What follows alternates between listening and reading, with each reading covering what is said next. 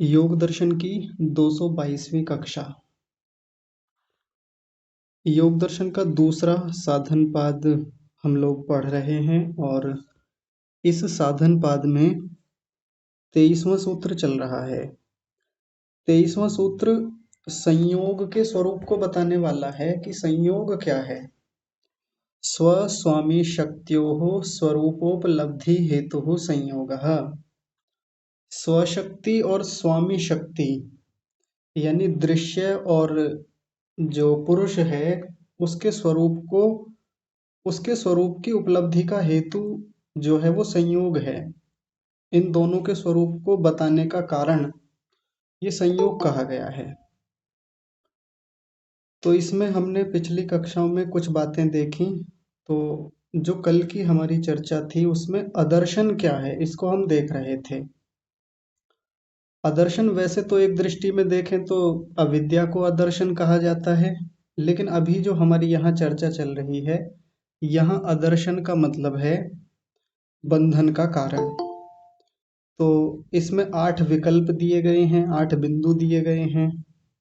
हम इसमें देख रहे हैं कि क्या ये अदर्शन है, क्या ये बंधन का कारण है या नहीं है। इसका एक निर्णय कर रहे हैं, निश्चय कर रहे हैं। तो इसमें पहला बिंदु था किम गुणानाम अधिकारः, क्या गुणों का जो अधिकार है वो अदर्शन है।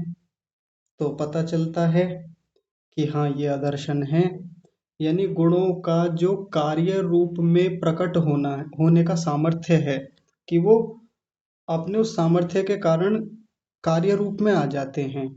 सत्व रजस और तमस अपने उस स्वरूप को छोड़ करके जो मूल प्रकृति वाला साम्य अवस्था वाला स्वरूप है उसको छोड़ करके कार्य रूप में आने का जो उनका सामर्थ्य है ये अदर्शन है। और अदर्शन का मतलब बंधन का कारण है। तो हाँ बंधन का कारण है। यदि इनमें ये सामर्थ्य होता ही नहीं कि ये कार्य रूप में आ पाते, इनसे महतत्व अहंकार आदि बन पाते, ये शरीर बन पाता, तो ये बंधन होता ही नहीं, इसलिए इसको अदर्शन कहा है।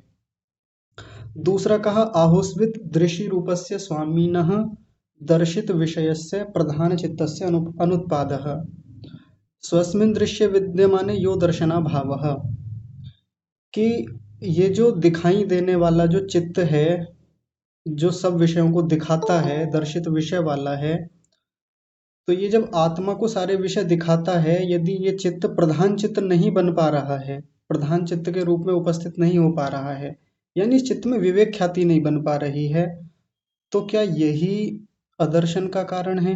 क्या यही बंधन का कारण है? हाँ ये बंधन का कारण है।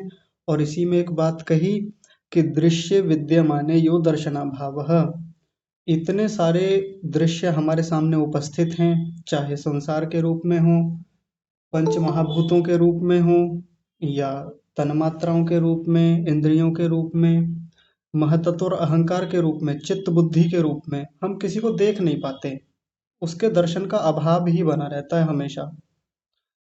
क्या ये बंधन का कारण है, अदर्शन है? हाँ बंधन का कारण है, क्योंकि हम देख नहीं पा रहे हैं इतने प्रयासों के बाद भी। यह कहें कि हमारे प्रयास कम हैं, हमारी साधना कमजोर है।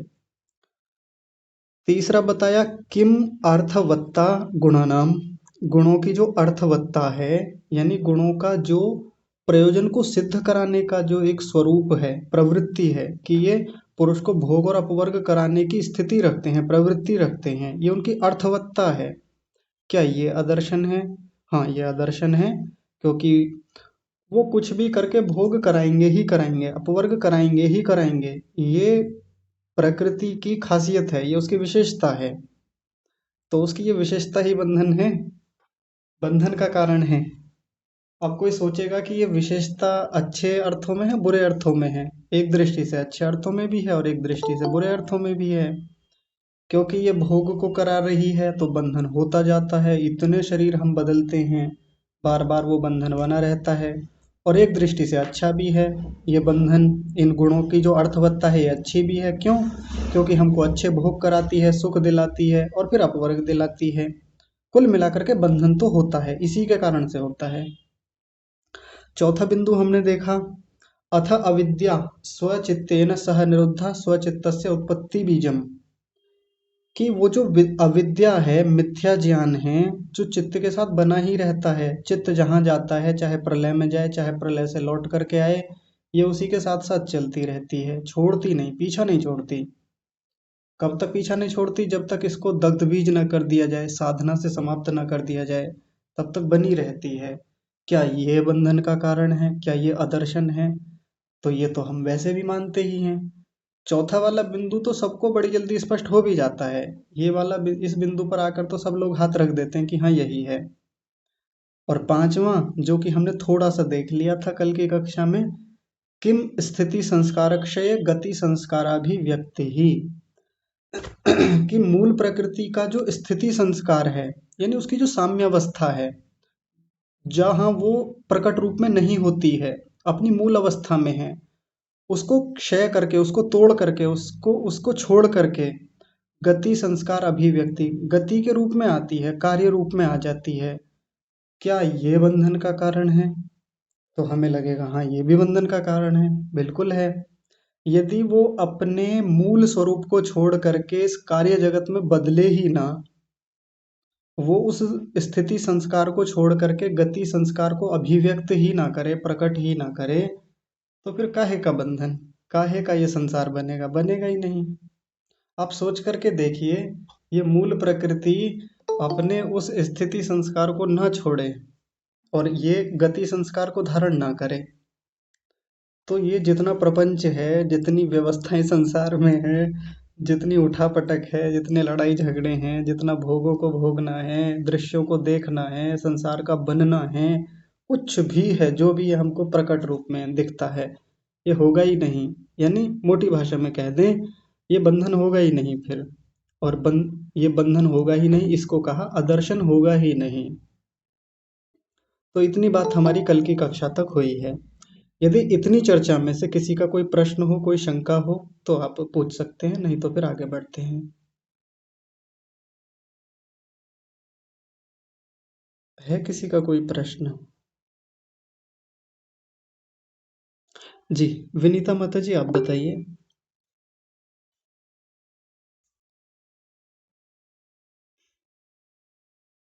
विनीता माता जी बोलिए, आपका माइक बंद है। जी आचार्य जी, प्रणाम आचार्य जी। प्रणाम जी। जो ये गुणों के जो कार्य आरंभ करने का जो सामर्थ्य है, जी। वो बंधन का कारण मुझे समझ में नहीं आ रहा है, पता नहीं क्यों।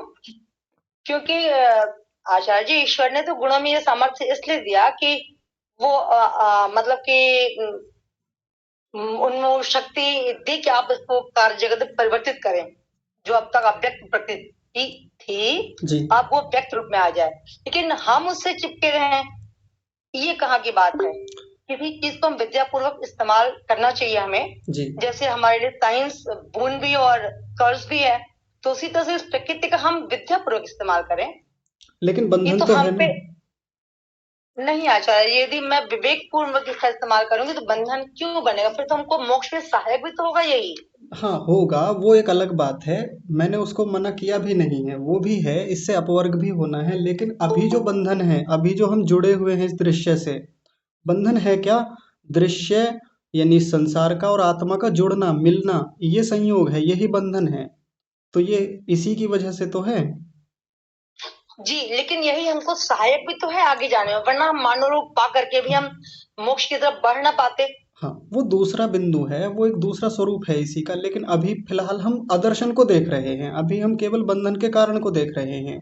वो भी आएगा आगे, उसको भी हम समझेंगे कि इसी का समुचित उपयोग करके, इसी दृश्य के कारण से, इसी संयोग के कारण से अपवर्ग भी तो मिलता है। वो भी एक अलग बात है, जी अभी हम पहले बिंदु को देख रहे हैं।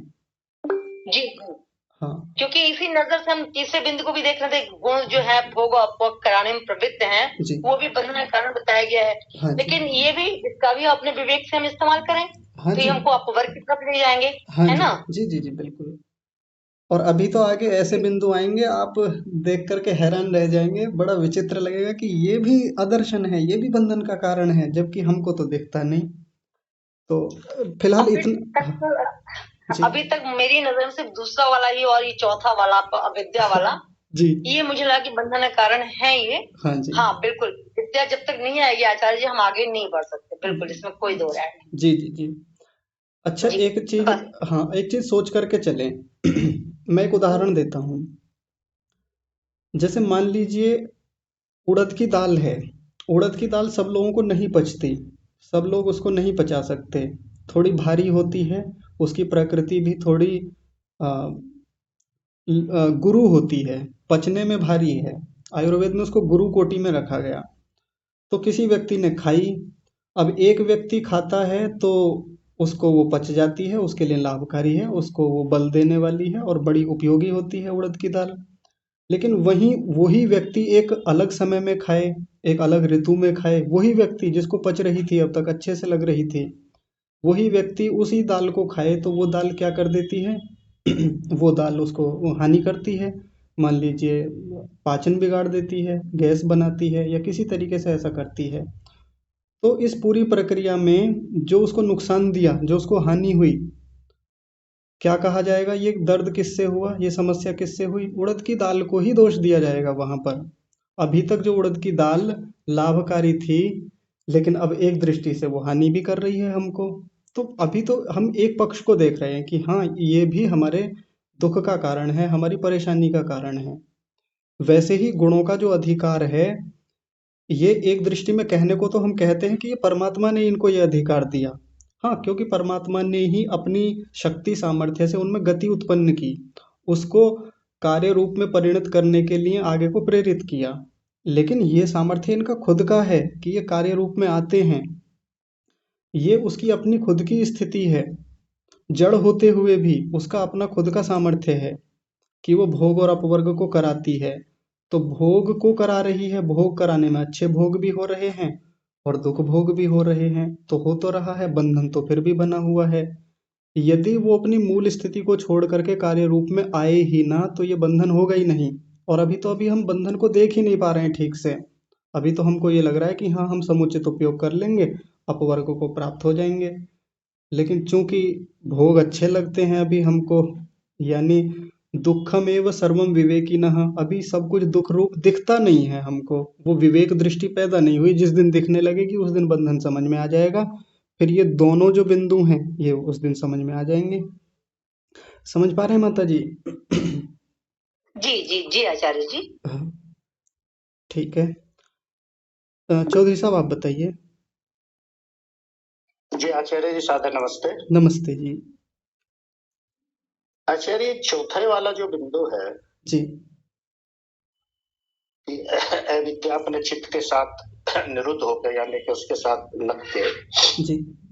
और फिर दोबारा फिर जब चित्त की उत्पत्ति होगी उसके साथ फिर आ जाएगी। हाँ जी। तो ये वाली स्थिति जो है स्वामी सतपति जी की जो हिंदी भाष्य है उसमें प्रलय काल में बताई है। हाँ जी। हाँ जी। तो आचार्य जी, प्रलय काल में तो चित्त जो है, जब तक या तो मोक्ष नहीं होता या प्रलय काल नहीं होती, जब तक तो आत्मा के साथ वही वाला अंतःकरण रहता है। जी। और जब मोक्ष हो जाएगा, प्रलय काल हो जाएगा, उसके बाद जब दोबारा से फिर उत्पत्ति होगी तो आत्मा को दूसरा अंतःकरण यानी कि दूसरा चित्त मिलेगा। आप मोक्ष और प्रलय को एक ही मान रहे हैं, जबकि एक नहीं होते। मुक्ति अलग है, प्रलय काल अलग है। जी। हाँ जी। तो प्रलय काल के बाद में जब दोबारा से सर्ग काल आएगा, हाँ जी। तो उसमें आत्मा को क्या वही पुराने वाला अंतःकरण मिलेगा? नहीं, वो तो नष्ट कर दिया। देखिए वो तो एक, नष्ट होगा तो। हाँ, जी। मैं बताता तो हूँ, मैं उस आपकी, जी, जी, पूरा करिए। तो उसके साथ जो नष्ट हो गया, उसके साथ जो अविद्या है, हाँ। यानी कि उस चित्त के साथ वो भी नष्ट हो गई। हाँ जी। अब दोबारा सर्ग काल में जो दोबारा उसको अंतःकरण के साथ चित्त मिलेगा, जी। तो उस चित्त के साथ वो वाली विद्या कैसे मिल जाएगी? तो हाँ। वो वाली विद्या तो उस चित्त के साथ में हाँ। वो समाप्त हो गई वो तो। हाँ, ठीक है। मैं समझ गया आपके प्रश्न को, यही मैंने तात्पर्य समझा था। देखिए, जैसे एक आत्मा है, अभी उसका मोक्ष नहीं हुआ। अभी वो बार बार शरीरों में जा रहा है, आ रहा है। मनुष्य शरीर में गया, बहुत सारी अविद्या इकट्ठी कर ली, बहुत सारे उसमें संस्कार इकट्ठे कर लिए, और बहुत सारा कर्माशय इकट्ठा हो गया उसके चित्त में। और हमने ये सुन रखा है कि जहाँ जहाँ आत्मा जाती है वहाँ वहाँ उसके साथ ये सूक्ष्म शरीर यानी ये बुद्धि ये मन सब जाते हैं, ये अविद्या विद्या संस्कार सब कुछ जाते हैं। बिल्कुल ठीक बात है। लेकिन इस लंबी प्रक्रिया में बीच में समय आ गया प्रलय का। प्रलय का मतलब एक निश्चित समय हो गया सृष्टि का, अब समाप्त होगी, ये समाप्त करनी पड़ेगी और मुक्ति हुई नहीं अभी इतनी सारी जीवात्माओं की। तो ये जैसे जब प्रलय काल हुआ तो अब प्रलय होने में तो जितनी चीजें प्रकृति से बनी थी वो वापस प्रकृति में ही लौटेंगी, यानी अपने मूल स्वरूप में चली जाएंगी, विलीन हो जाएंगी। तो चित्त भी जाएगा, ये सूक्ष्म शरीर भी जाएगा और समाप्त हो जाएगा। बिल्कुल ये यहाँ समाप्त होता है प्रलय काल में, अभी मुक्ति में नहीं गए जबकि। तो यहाँ पर जो चर्चा हुई कि जैसे ही चित्त भी नष्ट हो गया तो उसके साथ अविद्या भी चली जाएगी, नष्ट हो जाएगी, बिल्कुल हो जाएगी। लेकिन नष्ट होने का मतलब ये पूरी तरह से नष्ट होना नहीं है, परमात्मा के संज्ञान में रहेगी वो अविद्या, वो संस्कार, वो कर्माशय, क्योंकि परमात्मा सब कुछ जानता है, उसका सामर्थ्य बहुत बड़ा है। और हर जीवात्मा की डिटेल्स, हर जीवात्मा के संस्कार, उनके कर्माशय सब परमात्मा को स्मरण रहते हैं। तो प्रलय बहुत लंबे समय तक रहती है, बहुत समय तक सारी जीवात्माएं अब बिना सूक्ष्म शरीर के ऐसे ही मूर्छित अवस्था में रहती हैं। तो जब सर्ग काल आएगा यानी नई सृष्टि बननी शुरू होगी तो परमात्मा फिर से इन आत्माओं को नया चित्त, नया अंतःकरण या कहें कि वो नया सूक्ष्म शरीर बना कर देगा और उसी अविद्या के साथ बना के देगा, उन्हीं संस्कारों के साथ बना के देगा, उन्हीं कर्माशयों के साथ बना के देगा जो प्रलय से पहले साथ थे, उन्हीं को उसी में डाल करके देगा एक सॉफ्टवेयर के रूप में। जैसे सॉफ्टवेयर होता है ना, पहले हटा लिया था हार्डवेयर से, निकाल लिया था, अब उसको उसमें इंस्टॉल किया या उसमें डाल दिया, वैसे करके उसमें डाला और बनाकर भेज दिया। पहले वाली अविद्या जो प्रलय से पूर्व की थी, पहले के संस्कार, पहले का कर्माशय सब यथावत मिलेगा, लेकिन चित्त एक नया वाला चित्त मिलेगा, क्योंकि पिछला चित्त तो समाप्त हो गया था। समझ पा रहे हैं जी? जी, यानी कि विद्या को एक तरह से रिजर्व रखा जाएगा, हाँ जी, अविद्या को। हाँ हाँ, बिल्कुल बिल्कुल। तो ये अविद्या वही है आचार्य जी जो हमारे संस्कार बचे रहते हैं? हाँ जी, हाँ जी, बिल्कुल वही अविद्या है ये, जिसका स्वरूप पीछे देखा जी था। जी जी जी जी। अच्छा, 1 मिनट और ले रहा हूँ आचार्य जी। जी अभी मैं पीछे समाधिपाद के एक सूत्र को देख रहा था। जी अब तक हम कर्माशय को, कर्म और आशय, जी अब हम मतलब मैं अपने आप को कहता हूँ, मेरे ये था कि ये कर्मों का एक तरह से समूह है, यानी कि कर्मों का एक भंडार है। जी। तो उसमें हमने देखा कि वहाँ आशय का मतलब संस्कार से दिया है। वहाँ कहाँ ये दिया है? कर्माशय में कर्मों के संस्कार, कहाँ दिया है ऐसा? ये आचार्य जी 1 सेकंड। आप सूत्र संख्या बता दीजिए बस, ऐसे ही मैं ढूंढ लूंगा। 24। अच्छा जी, ठीक है। समाधिपाद का 24।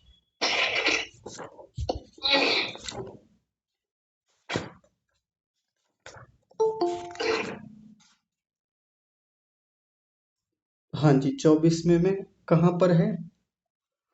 ये आचार्य जी इसके जो पहली ही पंक्ति है जी उसकी भाष्य की, अविद्या अविद्यादय कलेश कुशला अकुशला कर्माणि तत्फलम विपाक तदनुगुणा वासना आश्य। जी तो यहाँ जो आश्य का शब्द वो दिया है, इस आश्य को संस्कार के रूप में यहाँ बताया गया। तदनुगुणा वासना आशयाः, जी। इसका अर्थ? और जो सूत्र का हिंदी अर्थ किया उसमें भी भोग, इसको जो है क्लेश कर्म विपाक आश्य, इस आश्य को भोगों के संस्कार यानी वासना है। हाँ तो हाँ और इसमें मैं जी हाँ, जी इसमें मैं कल, क्योंकि आचार्य विश्वंग जी पढ़ा रहे हैं, तो कल उनका 24वां सूत्र था, उसी वीडियो को मैंने देखा था ये, जी और जी तभी मेरा इस पे ध्यान गया। हाँ जी। तो इसमें ये जो कह रहे हैं तदनुगुणा वासना आशयाः, यानी जिस समय कर्मों का फल मिलता है तो कर्मों के फल मिलने में भी उसके अनुरूप, तदनुगुणा यानी उसके अनुरूप वासना आशया यानी वासनाओं का इकट्ठा, वासनाओं का जो एक समूह है वो बनता है। तो यहाँ आशय शब्द से वही ले लेंगे, संस्कार आशय, और वासना तो संस्कारों को कहते ही हैं। जी वासना शब्द संस्कार के रूप में ही आती है, और आशय शब्द एक संचय के रूप में, इकट्ठे होने के रूप में ऐसा ले सकते हैं। तो अर्थ तो वही बन रहा जी। है अभी भी। हाँ, इसमें जो व्यास भाष का हिंदी अर्थ दिया सतपति जी, स्वामी सतपति जी ने नीचे, जी उसमें भी उन्होंने फल भोगानुसार बनने वाले संस्कार आश्य हैं। हाँ, बिल्कुल ठीक है। संस्कार आशय यानी संस्कारों का वो समूह है, संस्कारों का पूरा जी समूह बनता है वहां पर। जी हाँ जी। और ये जो संस्कार के जो दो प्रकार हैं, वासना रूप संस्कार और धर्माधर्म रूप संस्कार, ये तीसरे पाद में आएंगे। तो इनको जी और विस्तार से तब देख लेंगे, तब इन शब्दों का जो कन्फ्यूजन रहता है ना, कि कहीं वासना शब्द संस्कार के लिए कहा गया है, संस्कार का कहीं मतलब कुछ है, तो उसको थोड़ा वहां और स्पष्ट कर लेंगे तो चीजें स्पष्ट हो जाएंगी। जी आचार्य जी, धन्यवाद। हाँ जी, ठीक है। कृष्ण माता जी, आप बताइए। आचार्य जी नमस्ते। नमस्ते जी। आचार्य जी, जो सूत्र 18 नंबर सूत्र में भोग का परिभाषा और इस सूत्र में जो भोग का परिभाषा दिया है, अलग अलग अलग के परिभाषा जी दिया गया है। क्या ये जो बंधन का कारण अदर्शन है, जी 8 प्रकार का अदर्शन कहा गया है, ये 8 प्रकार का अलग अलग परिभाषा है? नहीं, अलग अलग परिभाषा नहीं है, ये सब कारण हैं एक प्रकार से बंधन होने में, अदर्शन के होने में। समझ पा रहे जो हैं माता भोग जी? का, जी, हाँ भोग का जो अलग अलग जो 2 प्रकार के दिया गया है इस हाँ सूत्र में, और 18 नंबर सूत्र में 2 प्रकार का दिया गया है। जी, एक ही बात है वैसे तो, पर पिछले सूत्र में थोड़ा बात को ज्यादा खोल करके बताया था। पिछले में 18वें सूत्र में वहां कहा था, तत्र इष्ट अनिष्ट गुण स्वरूप अवधारणम अविभागापन्नम भोगः, कि इष्ट और अनिष्ट गुण जो हैं, यानी सुख और दुख रूप जो गुण हैं, इनका जब अवधारण होता है, इनका जब जीवात्मा को अनुभव होता है, अनुभूति होती है, और वो अविभागापन्न रूप में होती है, यानी भेद नहीं कर पाता कि ये मेरे भीतर हो रहा है या मन के भीतर हो रहा है, इसी का नाम भोग है। और यहाँ जो कहा, तत्संयोगात दृश्य उपलब्धिर या स भोगः, कि दृश्य के साथ आत्मा का जो संयोग होने पर जो उपलब्धि होती है, ये उपलब्धि क्या है? वही अनुभूति है, सुख और दुख की अनुभूति, जो हम निरंतर अनुभव करते रहते हैं चित्त को देख देख करके, या इस प्रकृति के साथ जुड़ करके जो उपलब्धि हो रही है, अनुभूति हो रही है, वही भोग है। तो दोनों में तात्पर्य तो एक ही निकल के आएगा, कहने का तरीका बस अलग है दोनों को। आप इसको ऐसे करिएगा माता जी, दोनों परिभाषाओं को एक जगह लिखिए, क्योंकि अलग अलग करके देखते हैं ना तो थोड़ा मुश्किल होती है, शब्दों में विभाजन जैसा दिखता है हमको, वहाँ शब्द अलग हैं, वहाँ परिभाषा अलग है, यहाँ परिभाषा अलग है। दोनों की परिभाषाओं को एक साथ लिखिए संस्कृत में भी, और दोनों की परिभाषाओं को आप हिंदी में भी लिखिए साथ साथ। तो फिर और थोड़ा गहराई से विचार भी करिए, ऐसे नहीं कि मैंने बता दिया तो मान लिया, या हाँ जी आ गया समझ में और फिर छोड़ दिया, ऐसे नहीं। स्वयं से विचार करके देखिए, और अंततः जा करके देखेंगे तो दोनों परिभाषाएं एक जैसी दिखेंगी हमको। ठीक है। जी आचार्य जी, हाँ ठीक है। धन्यवाद। हाँ, कई बार शास्त्र की गहरी बातें और शब्दों की जो जटिलता है वो हमको थोड़ा कंफ्यूजन करती है, हमको समस्या देती है। तो एक बार जो चीजें समस्या कर रही हैं उनको हाथ से लिख लें, एक जगह ले आएं पहले उनको, और फिर उनमें विचार करके देखें, ध्यान में बैठें। मैं हमेशा कहता हूँ कि हमारे यहाँ जो विद्या प्राप्त करने की जो विधि ऋषियों ने बताई, उसमें श्रवण मनन निदिध्यासन और साक्षात्कार, ये 4 बिंदु बताए। देखिए, मैं थोड़ी बात को अलग ले जा रहा हूँ लेकिन बहुत महत्वपूर्ण है। सबसे पहले तो ध्यान से सुनना होता है चीजों को, सबके लिए है ये बात, सबके लिए। तो पहले ध्यान से सुने जो बात कही जा रही है, फिर क्या करें, फिर उस पर मनन करें, चिंतन मनन करें, विचार करें बैठ करके, फिर निदिध्यासन जरूर करें, जो कि हम नहीं करते। निदिध्यासन के लिए ऋषि ने तरीका बताया कि जो चीज पढ़ी, जो जिस चीज को सुना पढ़ा, चिंतन मनन कर लिया, शंका समाधान हो गए, अब उसको ध्यान में बैठ करके देखें, एकांत देश में जा करके, एकांत देश का मतलब एकांत स्थान पर जा करके उस पर चिंतन करें, आंखें बंद करके बैठ जाएं और मानसिक रूप से उस पर अब विचार करें परमेश्वर की सहायता पूर्वक। तो फिर उस वस्तु की या उस विषय की गहराई में हम जा पाते हैं, तो उसके भीतर जो कहा गया मूल स्वरूप है, तत्व ज्ञान है, उस तक हम पहुंच पाते हैं। और जो हमको उसका मूल स्वरूप तत्व का पता चलता है, उसी को साक्षात्कार कहा जाता है। ये पूरी प्रक्रिया है। तो हम लोग पढ़ने पढ़ाने की प्रक्रिया में ज़्यादातर कहाँ तक उलझे रहते हैं या कहाँ तक सीमित रह जाते हैं? सुन लिया और थोड़ा बहुत मनन कर लिया, लेकिन कितने लोग तो वो भी नहीं कर पाते, केवल सुन लिया। और कितने लोग तो ठीक से सुनते भी नहीं हैं, यानी पहला ही जो बिंदु है, पहला ही जो चरण है, उसमें भी कितने लोग कमजोर हैं सुनने की प्रक्रिया में भी। क्यों? क्योंकि हमारे भीतर संस्कार हैं नहीं सुनने के। या तो कथा सुनने के संस्कार हैं, अच्छी अच्छी बातें, भजन सुनने के संस्कार हैं, रसीली बातें सुनने के संस्कार हैं, मजेदार चीजें सुनने के अभ्यासी हैं हम, कहानी मिल जाए कहीं से। तो पहली बात तो शास्त्र के जो कठिन विषय हैं, जो सैद्धांतिक विषय हैं, रूखे विषय हैं, थोड़े कठिन हैं, जटिल हैं, पहली बात तो उनको सुनने की आदत हम डालें, पहला चरण हमारा पूरा हो। दूसरा क्या है? मनन। बहुत सारे लोग मनन तक नहीं पहुंच पाते, बैठकर चिंतन नहीं करते, शास्त्र को बार बार उठा करके खोल कर नहीं देखते। जैसे चौधरी साहब बार बार देखेंगे, कभी पीछे जाएंगे, कभी आगे का उठा के लाएंगे, कभी इन्होंने क्या कहा जी, वो विद्वान क्या कह रहे थे, इस पुस्तक में तो ये है, उस पुस्तक में वो है। ये मनन की प्रक्रिया है और बहुत शानदार प्रक्रिया है। ऐसा सबके साथ नहीं होता। जो करता है वो फिर आगे विद्या प्राप्ति में बहुत कुशल होता है। और तीसरी प्रक्रिया जो है वो है निदिध्यासन, और ये इस प्रक्रिया को तो बहुत कम लोग करते हैं। तो इसलिए ध्यान में बैठें। आज हमने जो पढ़ा, आज हमने जिस पर चिंतन मनन किया, कक्षाओं में शंका समाधान किए, गुरुओं के पास जाकर के जो हमने चिंतन विचार विमर्श शंका समाधान प्रश्न उत्तर कुछ भी किया, तर्क वितर्क किए, ऊहा की, अपोह किया, ये सब कर करके देख लिया। अब और गहराई में जाना चाहते हैं तो फिर आंखें बंद करके बैठें, ध्यान में बैठें, मतलब चिंतन मनन करें। ये निदिध्यासन की प्रक्रिया है। फिर उस विषय का गहरा स्वरूप हमको मिलता है, तत्व ज्ञान हमको मिलता है, और वही अंतिम चरण होता है, उसको साक्षात्कार कहा जाता है। तो ये केवल माता जी की बात नहीं है, माता जी को तो मैं बस ऐसे ही बता रहा हूँ। बाकी ये बात व्यापक रूप से कही जा रही है, सार्वभौमिक बात है, और मेरी अपनी खुद की बात नहीं है कि मैंने बनाई है, ये तरीका मैंने इजाद किया है। ये तो ऋषि की बताई हुई प्रक्रिया है, सबको करना चाहिए। ठीक है। अच्छा, आगे श्रीमान धर्मवीर आर्य जी आप बताइए।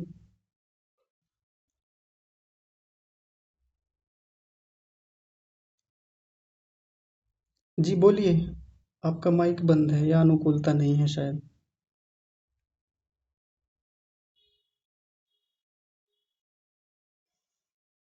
चलिए, हो सकता है उनके। हाँ जी जी बोलिए।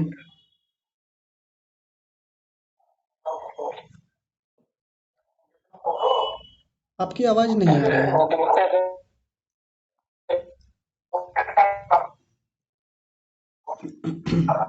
आपकी आवाज समझ में नहीं आ रही जी, शायद नेटवर्क की समस्या हो सकती है उधर।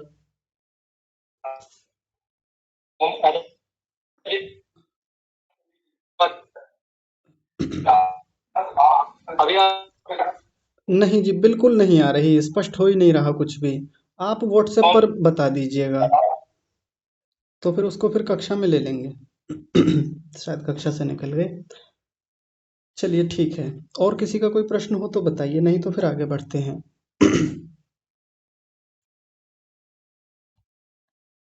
चलिए ठीक है, तो आइए आगे देखते हैं। तो यहाँ पांचवें बिंदु हम देख रहे थे कि क्या ये आदर्शन है, उसमें किम स्थिति संस्कारक क्षय गति संस्काराभिव्यक्ति ही, इसको लेकर हमारी बात चल रही थी कि ये जो मूल प्रकृति है, स्थिति संस्कार को छोड़ करके जब ये गति संस्कार में आती है तो क्या ये बंधन का कारण है? अब इसको लेकर के एक प्रमाण दिया जा रहा है कहीं से। बाकी तो बात तो हो गई यहीं पूरी पहली पंक्ति में ही, जो कहना था वो कह दिया, लेकिन उसके लिए एक प्रमाण रख रहे हैं। इसको देखेंगे, यत्रेदम उक्तम, यत्र इदम उक्तम, जैसा कि कहा गया है। ये कहीं से कोई बात उठाई है इन्होंने, किसी शास्त्र की बात होगी या उस समय ऐसी कोई बातें चलती होंगी। तो वो क्या है वो प्रमाण? इन्होंने कहा प्रधानम स्थित्यैव वर्तमानम विकार अकरणात् अप्रधानम स्यात्। प्रधानम, प्रधान किसको कहते हैं? प्रधान मूल प्रकृति को कहते हैं। देखिए दो शब्द होते हैं, एक तो प्रधान और एक अप्रधान। प्रधान का मतलब है मूल प्रकृति, यानी जो अपने आप में इन पूरे दृश्य में प्रधान होती है। पूरे दृश्य को जो हमने पीछे देखा, अलिंग, लिंगमात्र, अविशेष और विशेष, इन सभी चीजों में मूल प्रकृति प्रधान होती है, क्योंकि उसी की प्रधानता से ये सारी चीजें बनती हैं। और बाकी जो ये कार्य रूप जगत है जिसमें लिंग मात्र है, विशेष है और अविशेष हैं, ये सब क्या हो गए? ये अप्रधान होते हैं। तो मूल प्रकृति को इसलिए प्रधान कहा जाता है। तो उसी प्रधान की बात चल रही है। प्रधानम, ये जो प्रधान है, स्थित्यैव वर्तमानम, यदि स्थिति में वर्तमान रहे, स्थिति में वर्तमान रहे मतलब अपनी मूल अवस्था में, साम्य अवस्था में वर्तमान रहे।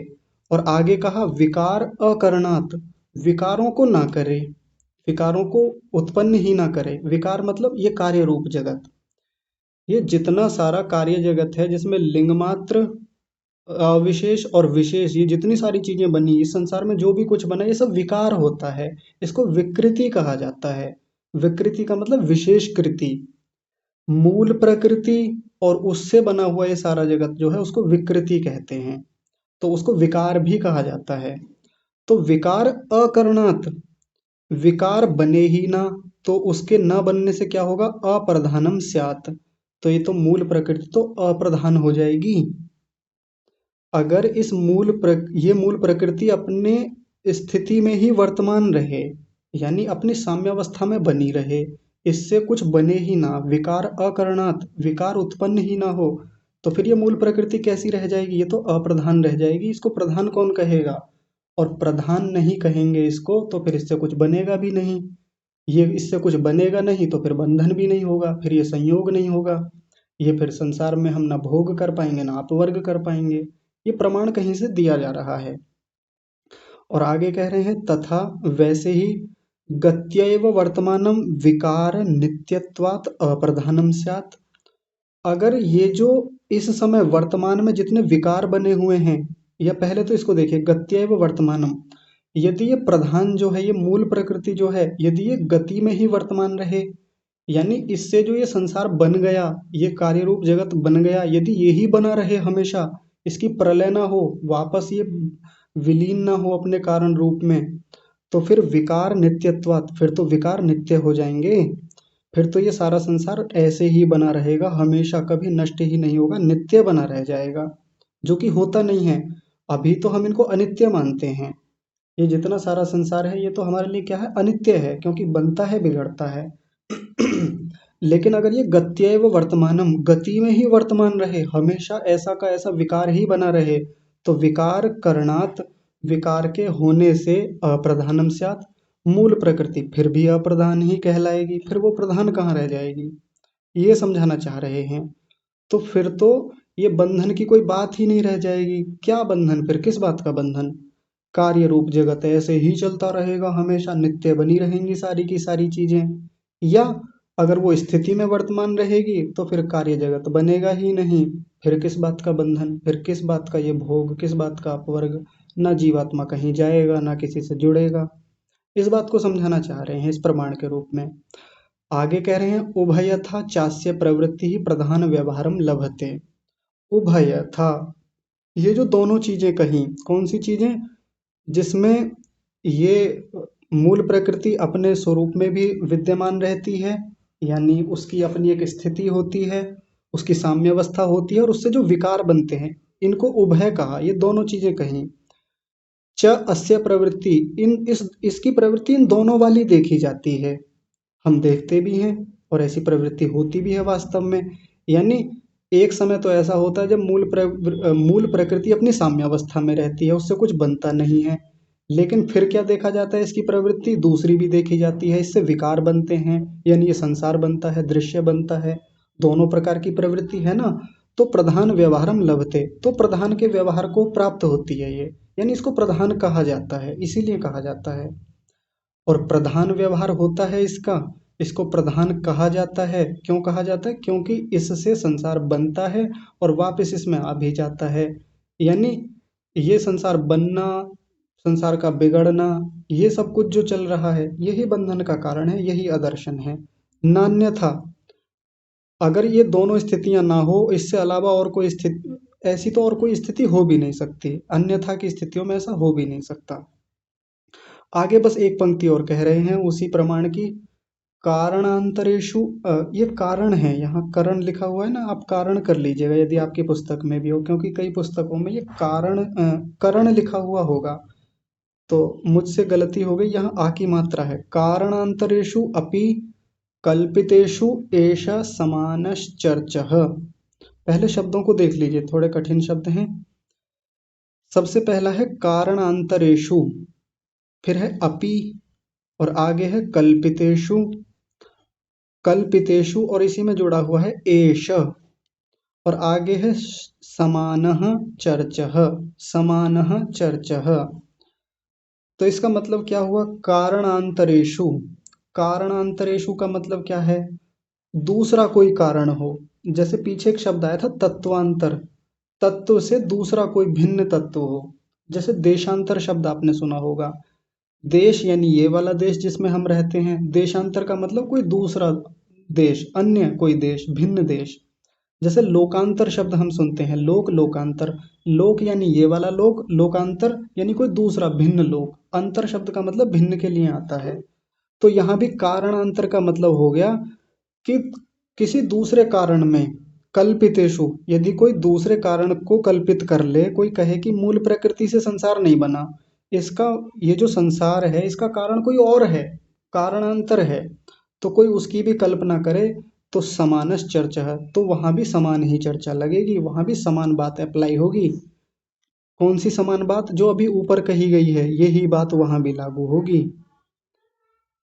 कि प्रधान, यदि कोई कहे कि मूल प्रकृति नाम की कोई चीज नहीं होती, ये होती है, इससे बनता है सारा संसार, तो बात वहां भी ऐसी लागू हो जाएगी। वहां भी ये सब देखना पड़ेगा कि एक साम्यावस्था होगी उस चीज की, और उससे फिर कोई चीज बन रही होगी, यानी कारण रूप वो वस्तु होगी और उससे कोई कार्य बन रहा होगा। और जब ये सारा व्यवहार हो रहा होता है कि कोई चीज अपने कारण रूप को छोड़ करके कार्य रूप में आती है, स्थिति संस्कार को छोड़ करके गति संस्कार में आती है, तो सीधी सी बात है, बंधन तो होगा ही, अदर्शन तो होगा ही। बहुत गहरी बात कही जा रही है। यानी कोई ये भी कह दे कि मूल प्रकृति को हम तो नहीं मानते जी, हम तो कोई और कारण मानते हैं, तो मानते रहिए, दूसरा कारण ले आइए, लेकिन आप दूसरा कारण भी लाएंगे ना, तो भी बात तो वहीं लागू होगी कि उससे संसार तो फिर भी बन रहा है, और संसार बन रहा है तो फिर से संसार मिटेगा भी, प्रलय भी होगा, और अपने उसी कारण रूप में जाके विलीन हो जाएगा। और ये जो बनना बिगड़ना है, स्थिति संस्कार को छोड़ करके गति संस्कार में आना है, शब्द अलग हैं, बाकी तो हम उसको यही कहते हैं कि उत्पत्ति होना और प्रलय होना। ये तो तब भी चलेगा, और ये जब तक चलता रहेगा तो ये अदर्शन होता रहेगा, और अदर्शन मतलब बंधन का कारण। ठीक है जी, तो पांचवा बिंदु हो गया है। आगे देखिए, बहुत रोचक बिंदु है छठा वाला, इसको और देख लेते हैं। दर्शन शक्ति एव अदर्शनम इति एके। ध्यान से देखिए, मैं बड़ा कर देता हूं, देख लीजिए। दर्शन शक्ति एव अदर्शनम इति एके, इति एके, इति एके का मतलब होता है ऐसा कुछ लोगों का मानना है। एके शब्द का मतलब होता है कि कुछ लोगों की ऐसी मान्यताएं थीं, कुछ लोग ऐसा मानते थे। तो कुछ लोग क्या मानते थे उस समय, और जिनको यहाँ कोट किया है, जिनको यहाँ उद्धृत किया है महर्षि व्यास जी ने, वो क्या मानते थे? वो कहते थे दर्शन शक्ति ही अदर्शन है। अब देखिए, बड़ा विचित्र लगेगा। ये दर्शन शक्ति जो है, दर्शन शक्ति क्या होती है? दिखाने की शक्ति, यानी बुद्धि। बुद्धि को हमने पीछे देखा था ना, जब हम अस्मिता क्लेश को देख रहे थे, तो दर्शन शक्ति वहां आया था, दृक शक्ति और दर्शन शक्ति। दर्शन शक्ति का मतलब होता है बुद्धि, जिसमें दिखाने का सामर्थ्य होता है, जो दिखाती रहती है, यही अदर्शन है। और अदर्शन मतलब बंधन का कारण है। अब दिमाग खराब हो जाएगा कई लोगों का तो ये चीजें सुन करके कि ऐसी ऐसी चीजें बंधन का कारण है। इसी बुद्धि के कारण से तो सारे संसार को देख रहे हैं। इसी बुद्धि के कारण से तो मुक्ति होनी है। इसको अदर्शन क्यों कहा? तो याद कीजिए, पीछे कुछ बातें ऐसी आई थी कि ये जो बुद्धि होती है, ये जो चित्त होता है, ये बंधन का भी कारण होता है और मोक्ष का भी कारण होता है। याद कीजिए, पहले प्रथम पाद को जब हम पढ़ रहे थे तो सब तब वहाँ ये चर्चाएं आई थी। उसके लिए एक पंक्ति थी, अभी मुझे याद नहीं आ रही, तनिक रुकिए।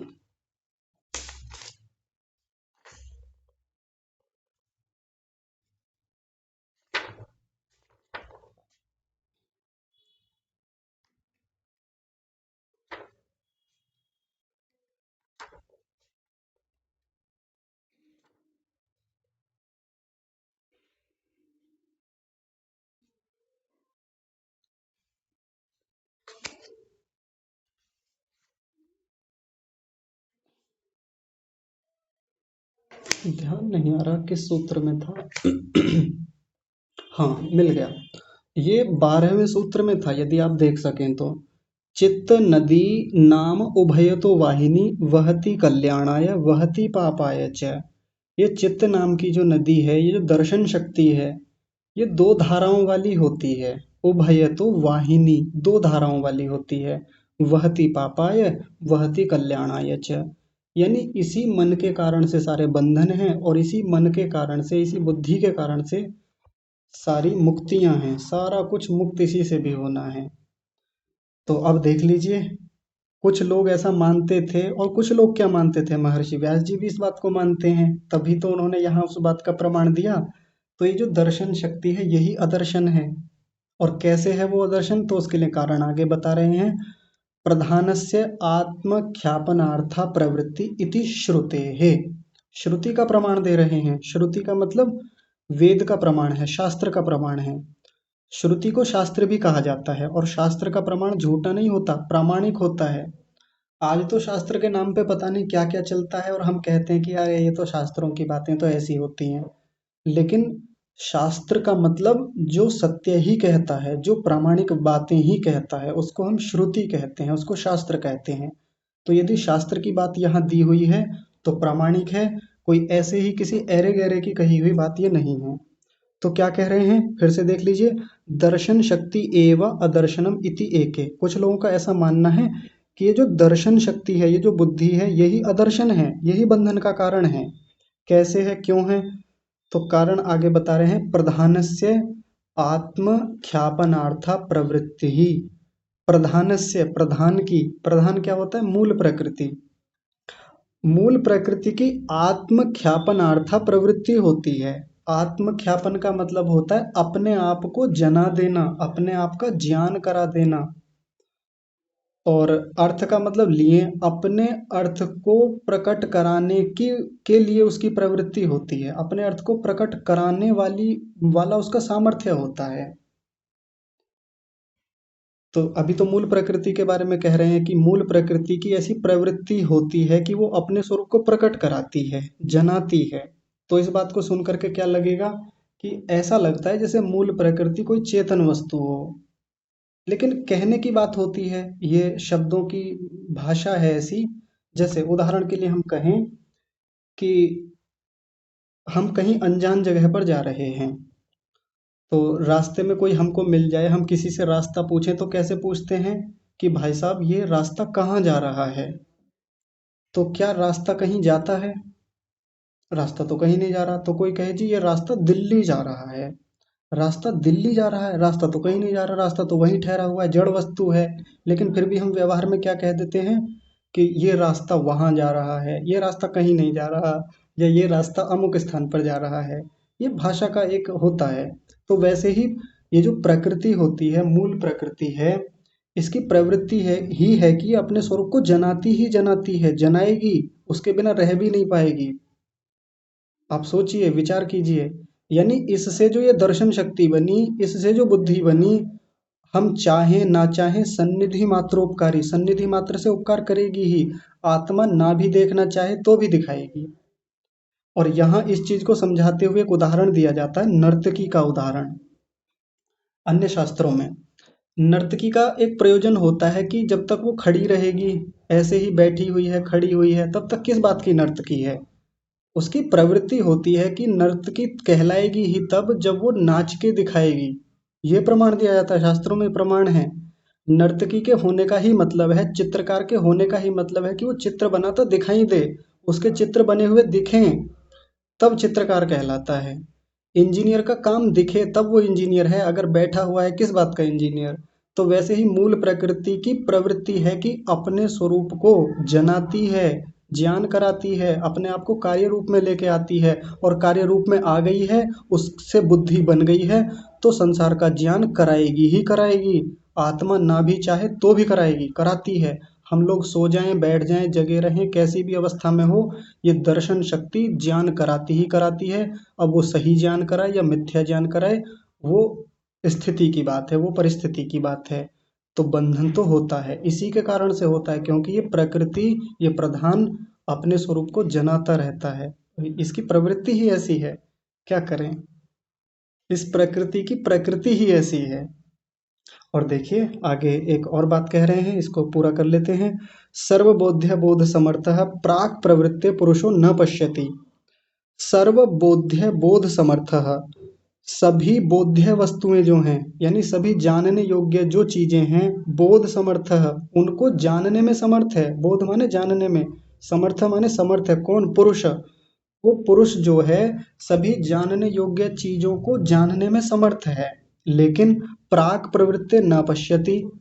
प्राक प्रवृत्ति का मतलब होता है मूल प्रकृति जब तक नहीं बनती है, उससे पूर्व की जो प्रवृत्ति होती है उसको प्राक प्रवृत्ति कहते हैं। यानी जब मूल प्रकृति साम्य अवस्था में रहती है, यानी जीवात्मा सब कुछ चीजों को जो जानने योग्य है उनको जानने में समर्थ है, लेकिन जो प्राक प्रवृत्त है, मूल प्रकृति की जो साम्य अवस्था है, उसको न पश्यति, नहीं जानता है, न देखता है, देख ही नहीं पाता उस चीज को। और आगे कहा सर्व कार्य कारण समर्थम दृश्यम तदा न दृश्यत इति। सब कार्यों, सर्व कार्य कारण समर्थ, करण, ये कारण नहीं है, करण शब्द है यहाँ पर। सभी कार्यों को करने में समर्थ जो दृश्य है, ये सारा जो दृश्य है, ये सब कुछ जो दिखता है, ये जो प्रकृति है, ये सब कार्यों को करने में समर्थ है। मुख्य रूप से मूल प्रकृति के लिए कहा जा रहा है। मूल प्रकृति के भीतर ये सामर्थ्य है कि वो सारे कार्यों को उत्पन्न कर सकती है, वो उसका खुद का सामर्थ्य है। वो महतत्व को भी बना सकती है, अहंकार को भी बना सकती है, इंद्रियों को, पंचतन मात्राओं को, पंच महाभूतों को, और इस दिखने वाले इतने विस्तृत ब्रह्मांड को बनाने की सामर्थ्य रखती है। लेकिन तदा न दृश्यता इति, लेकिन वो प्राक प्रवृत्ति, इस प्राक प्रवृत्ति को यहाँ तदा की जगह ले आएंगे। तो इतना कुछ होते हुए भी वो उसमें जो उसकी मूल स्थिति है, साम्य अवस्था है, अपने को न दृश्यता इति, दिखा नहीं पाती, उस समय दिखा नहीं पाती। लेकिन जैसे ही वो प्रकट रूप में आती है, आत्मख्यापनार्था प्रवृत्ति, जब वो अपने कार्य रूप में आती है तो दिखाती है, आत्मा ज्ञान करता रहता है, ये बुद्धि दिखाती रहती है। और इसी को कहा कि ये जो दिखाने की इसकी प्रवृत्ति है, ये जो दिखा देती है, बुद्धि रूप में आ जाती है, चित्त रूप में आ जाती है, ये ही अदर्शन है, यही बंधन का कारण है। बड़ी रोचक बात लगेगी और बड़ी विचित्र भी लगेगी, और हो सकता है कई लोगों को तो बात ही समझ में नहीं आई होगी अभी। तो थोड़ी गहरी बातें हैं।